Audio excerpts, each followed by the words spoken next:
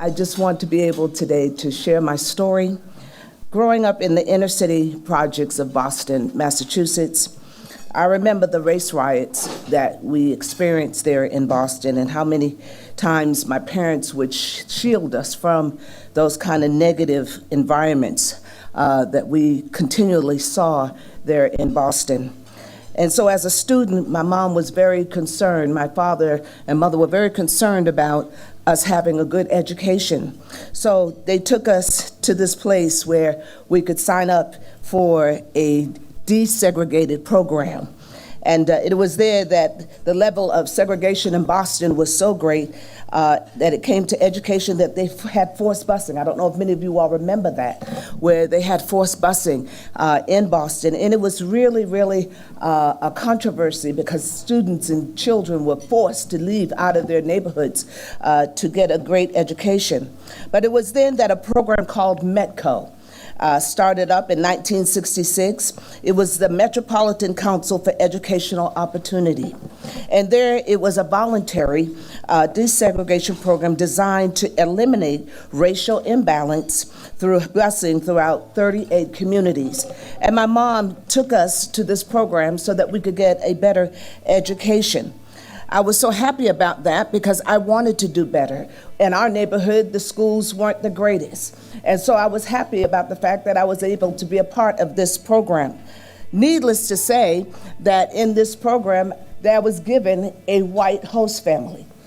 What is a white host family? It was someone that if I stayed after school and did activities, that I could stay in their home. That was all new for me because in the projects, I didn't see white faces. All I saw were African American faces.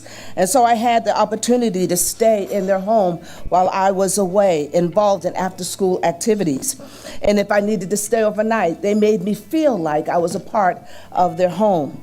So I played JV and I played basketball, varsity basketball, and I stayed in the band. And so I was able to stay at their house overnight more and more times than I could say.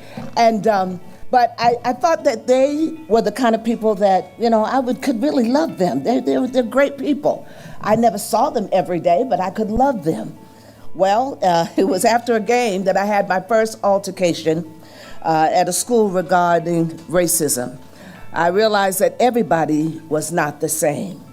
And so after a great win, I remember a young lady coming up to me and calling me the N-word. And granted, it was a crushing moment for me because I wasn't used to that. I didn't hear that, even though I lived in the projects all my life. I never heard that. So it crushed me. And needless to say, I was the only African American girl on the team. So I knew she wasn't talking to nobody else but me. And so it crushed me. And I began to realize that not everybody was going to accept me. And she saw the fact that I was very friendly with a lot of the people that were on the team. I was friendly with the other guys on the team. They were white. And so she was really upset about that. And so when she called me that name, I didn't know how to respond but to fight. And I mean, that's all I knew. And I'm just going to be honest, that's what I did. And it wasn't well with her at the end. It wasn't well. But that day I realized, however, that everybody could not be labeled the same. And, the host family that I stayed with, they weren't like that. The friends that I had in school, they were not like that. When I graduated from high school, I was awarded the highest scholarship, the principal scholarship, from the principal. So I realized that the principal was not like that. I left leaving that school when I graduated with three things.